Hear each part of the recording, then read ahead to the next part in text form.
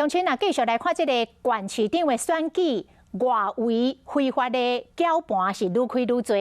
台中市的警方就查到8件县市长的搅拌，其中上大一个集团，平常时是伫线顶，互搅客针对国内外体育比赛来落赌。最近是整理全国各县市长候选人的资料，搭伫通讯软体，互搅客以一度5000到1万汇款来落赌。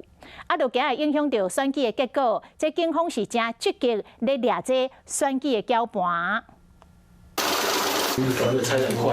警察为纸箱内底摕一纸搁一纸钱，数量一个爱用机器算，而这钱有一大部分拢是缴先伫咧拨县市长选举的钱。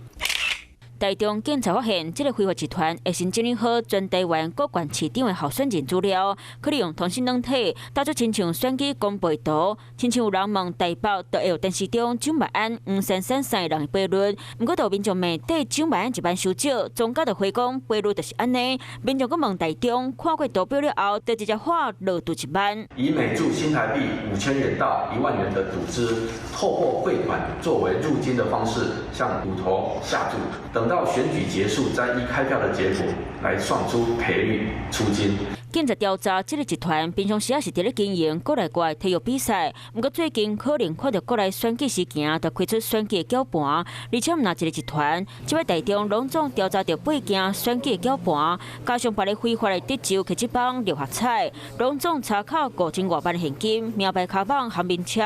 警察强调，会继续透过各种管道来抓人，来维持选举的正。